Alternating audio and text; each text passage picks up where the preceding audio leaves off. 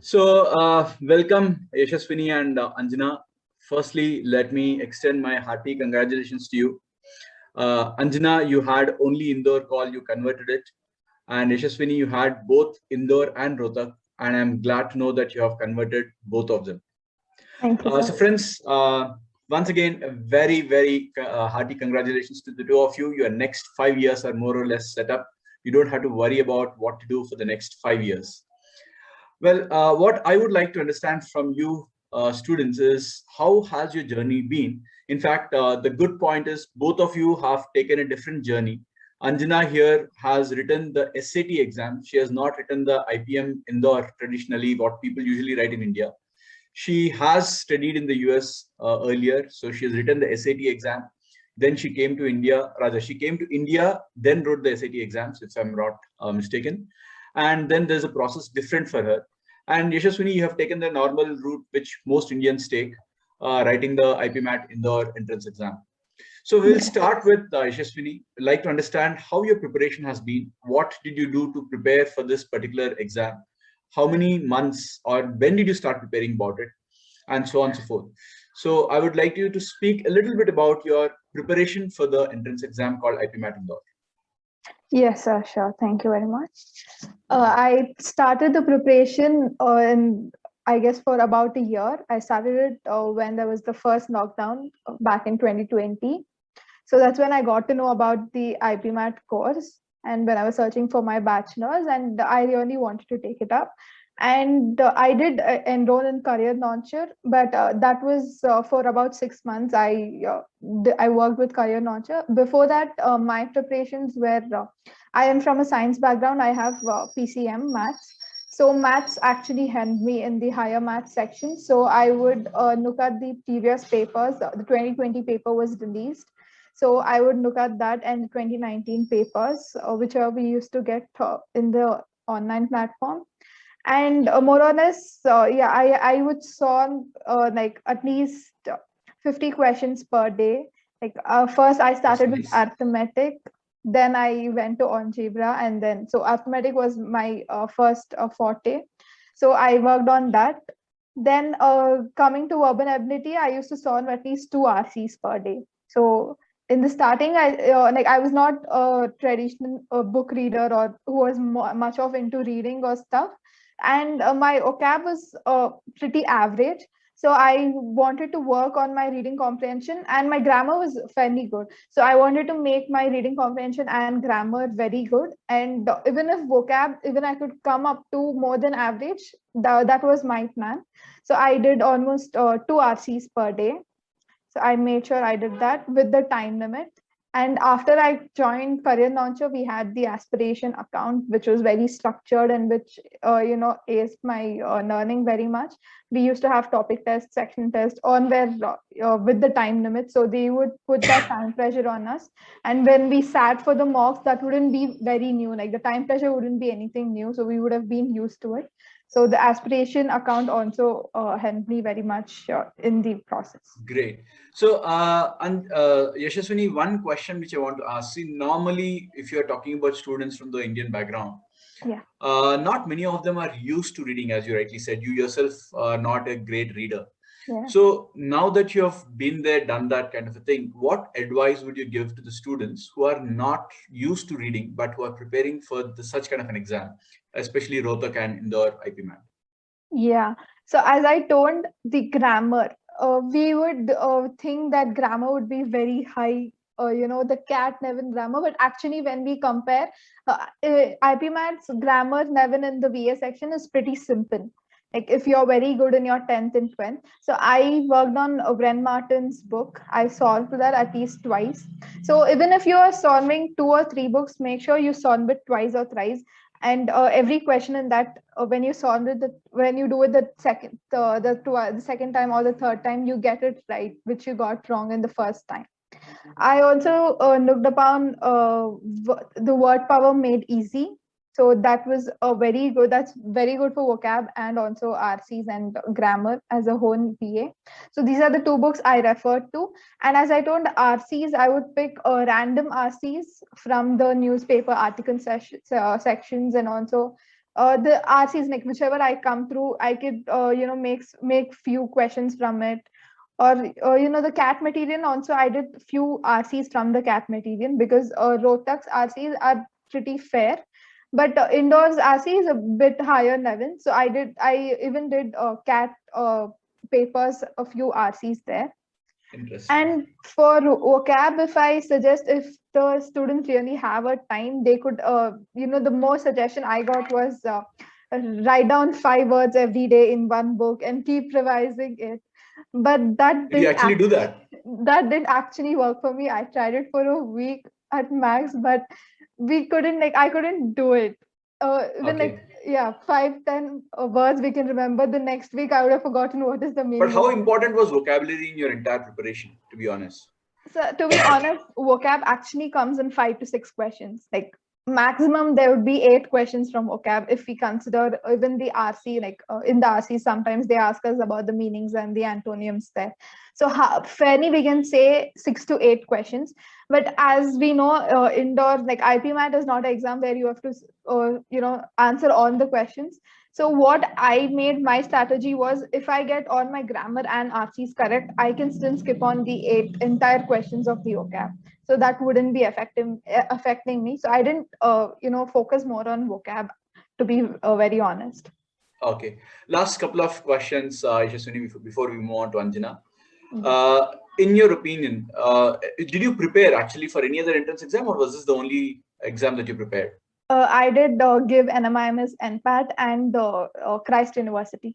Okay, so but basically you're talking about all the programs which are at the similar level. You haven't prepared for a IIT JEE or any such other exam which is No, higher sir. than IPMAT Indore.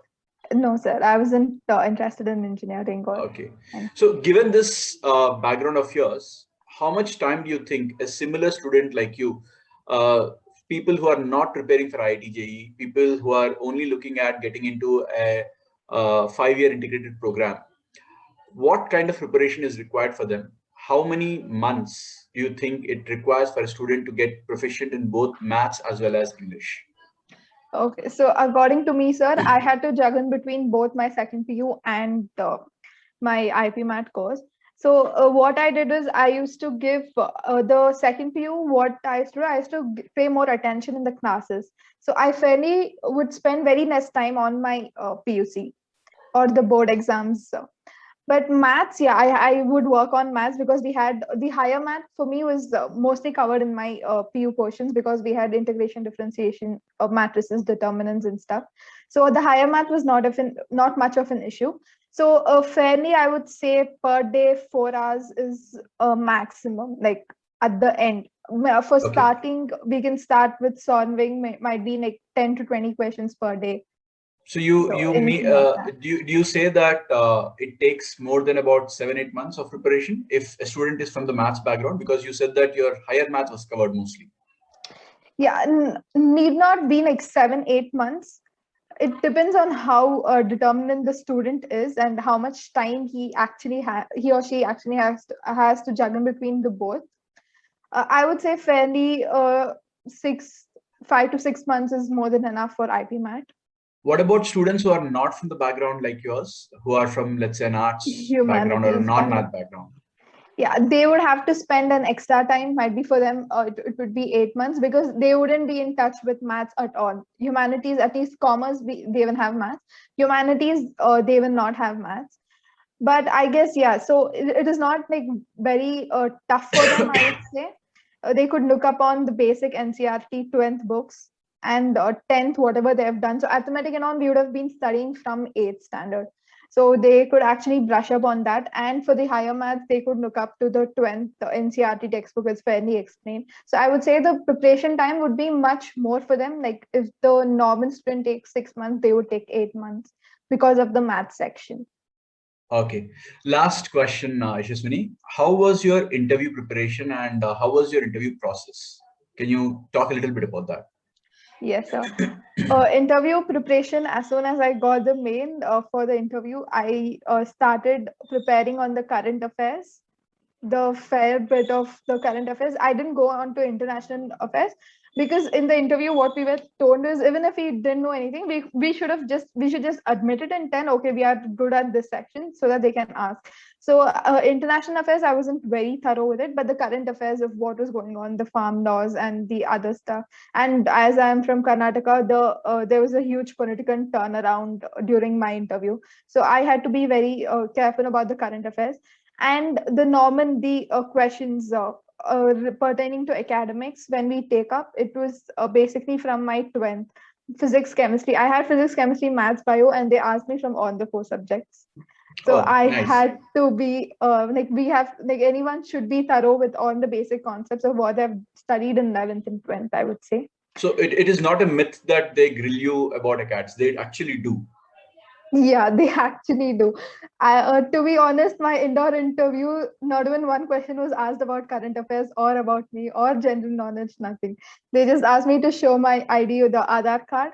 And the first question which popped out was, tell me the first 10 elements of the periodic table.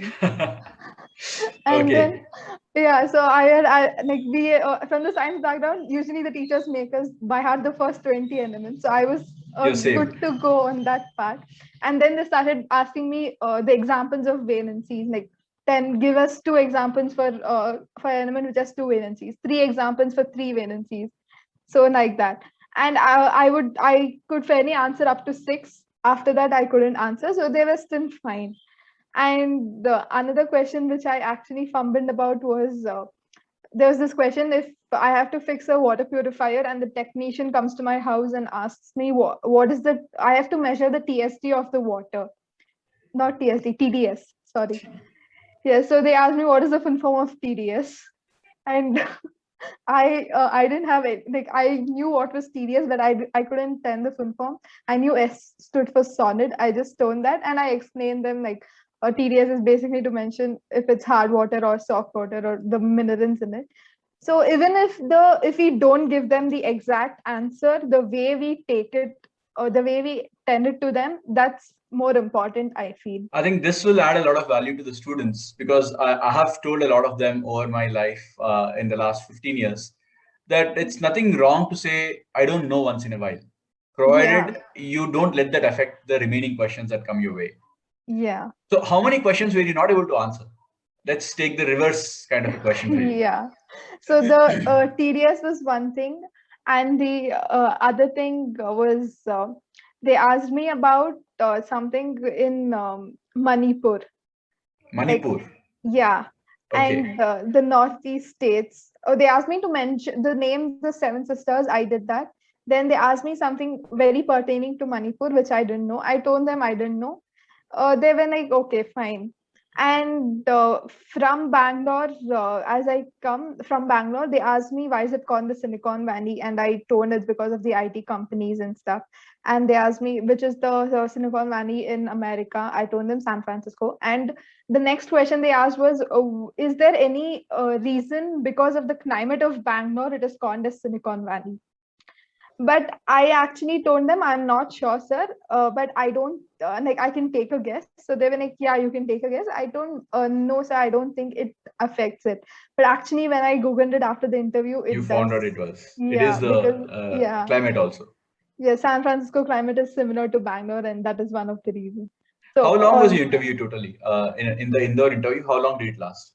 indoors was about 18 to 20 minutes, sir. And Rohtak? Rohtak was very short. It was 5 to 8 minutes, I would say.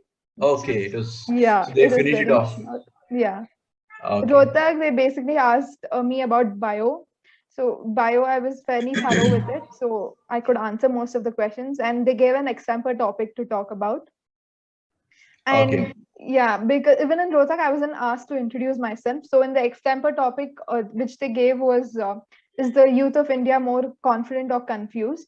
So I had to take a stand on it based on my life or how I am. So there I got an Right. opportunity to tell about me. Any, if there's one advice you would want to give your juniors who are currently preparing for the next year or subsequent years, what would that one advice be or one mistake that you did that you don't want them to repeat? I would say when you give the mocks, the first three, please do give mocks. Start Great. off with mocks. Even if you have finished only 15% of the portions, don't wait to finish the other 30% or something else. Just give mocks. The first 4, 5 mocks, don't pressure yourself because you won't be getting marks. I did that a lot and I regretted. I took up very much tension on I'm not getting marks, I'm not getting marks. But the first 4, 5 mocks is just for you to sit through the mock or the whole 2 hours, and not and don't let your the essay section affect your MCQ or your MCQ affect your verbal ability. Because there would be times when in the actual IPMAT exam, the essay section was actually good for Indore, but the MCQ was really tough. The DI, I had solved many DIs, but that DI, like that type of DI, I had never even solved once. So I didn't let the MCQ section affect my verbal ability. So treat You every should section be, as it is you're needed. effectively saying that you should be able to have a bad section, but still move on and go on to the next section and perform better. That Yeah, comes through practice, and that comes through having really messed up some of the mocks also. I believe yeah. messing up mocks is a part of learning. Yes, sir, very much. Very well, Yashaswini. Thanks a lot for your time. You've been very helpful in letting the students know about your preparation and giving them insights. We'll move on to Anjana. Hi, Anjana. Hi, sir. Thank you so much for talking to Very good me. evening. And Good once evening. again, congratulations. You had only one shot, which was Indore. And Yeah. I remember you talking to me about 3.5 months back. Yep. And I'm very glad to know that you have made it into your dream college. So, Thank you so Anjana, much. your journey has been different from Yashaswini's. You have taken the SAT route. So, can you talk about what is the reason why you did that, and how did you prepare for the SATs, and what was the process you followed? So basically, to answer your first question, I took up the SATs because the SATs are more, you know, flexible, you could say, because you can take them any time throughout the year. There's one in May, there's one in March, there's one in August, there's one in October, December. So you can take it anytime throughout the year, and then you can focus on your boards. So that makes it much more easier. I have actually written the SAT 3 times. The second and third time was because there was a huge uh, mm, confusion because of COVID-19 lockdown and everything. So I had to write it a third time. Uh, anyway, so basically I wrote the SAT because I didn't want to have to focus on both the IPM aptitude test and the boards at the same time. And also I could apply to US universities using the SAT score. So that's why I wrote the SAT. My preparation started basically in 11th grade. That's when I got to know about the IPM program, and I got to know that I could write the SAT and apply. So I'm applying to the international passport holder category. And basically the only difference is that we have to write the SAT. Great. Yeah. So, what was the process once you wrote the SAT? How was it for you? How was the journey? So after the SAT, which the SAT score that I took was last year's October SAT. After that, I got a good score. So I kind of started focusing mostly on my boards. And then when it came towards Feb, March, that's when boards were coming. So I thought I'd start focusing on my PI. That's when I came to Career Launcher, and I kind of wanted to start PI training. So then we pushed it to May. So that's how it started. That's basically how it went after the SAT.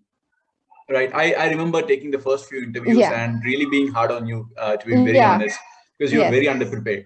But I hope Yeah. it did help you out in the It long did run. help. Yeah. And so, can you talk a little bit about how your interview process was? Was it along with the others, the timeline of interviews, and what exactly happened in the on that day of the interview? So basically, when you apply for the IPM program, you're just applying with an SAT score. It's nothing different from any other IPM, like anybody applying through the IPM AT. So I got my PI date along with everybody else. So after the IPM AT, the process is the same. So Okay. so I got the date along with the other students who qualified for the PI. And the PI experience was, I think, a little different from others, in the sense that the panelists were really sweet, and they were really nice, very accommodating. And they actually didn't grill me much on acads other than a math question and a business studies question. They did not grill me as much, but they did. So that the audience know what is your education background. I'm a commerce student. Okay, you're a commerce student. Right. All right, please continue. And also, however, they did grill me a little bit on history. So since I said I'm from Bangalore, they like Karnataka, so they asked me about Tipu Sultan. So I didn't know much, and so I didn't know anything, but then I answered very logically. So when he asked me, do you think when was the time period when Tipu Sultan was active and when was he ruling? So first I answered around 16th to 15th century because I completely blanked out, and that was the first question. And then I was like, oh wait, he fought the British. So then I said it must have been around the 1800s, 1700s that time. So then he kind of understood that I was using logic instead of actually remembering the dates. So it's the process of your explanation which basically made them not the answer per se. Yeah, just like Yashaswini said, it's pretty much how you use your brain to put out the answer.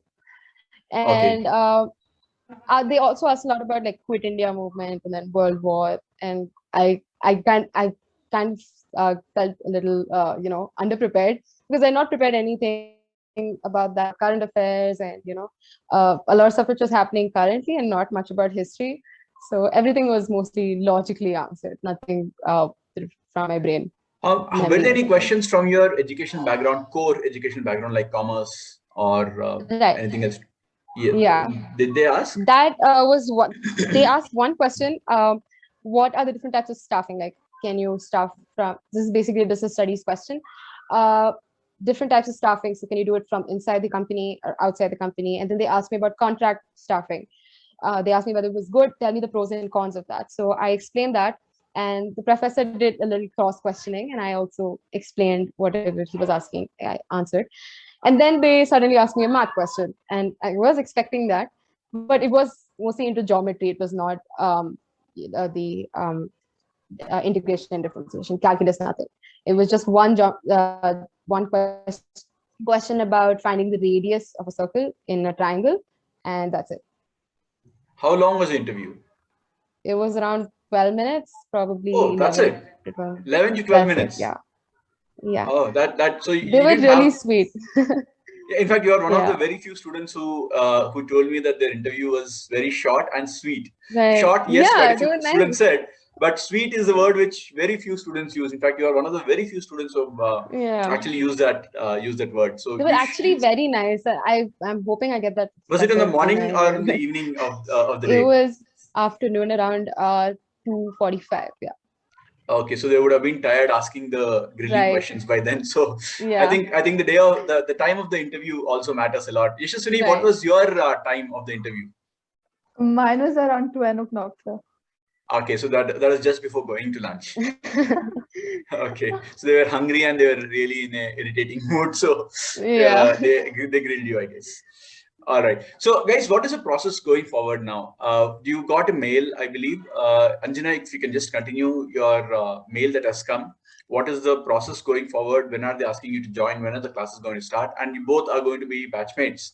So at least and it's a small batch relatively. It's an entire batch of about 120. So Anjana, what is the timeline they're talking about? By when do you have to pay the fees, and by when are they talking about classes? Now it's COVID. Have they mentioned anything about offline classes or online classes? I don't think they have mentioned anything. I haven't read the email exactly. I was mostly celebrating. But I think we have to send in the letter of acceptance and fees by 2nd of September. Okay, so you have some time. Yeah, we do have a little bit of time. Right, guys. So it's been a very great session talking to the two of you. I will not keep you long from your celebrations. Go back to your families. Have a great evening and a nice dinner. Thanks a lot for your time, and thanks so much for sharing your preparation journey. Thank you, guys. Thank you so much, sir.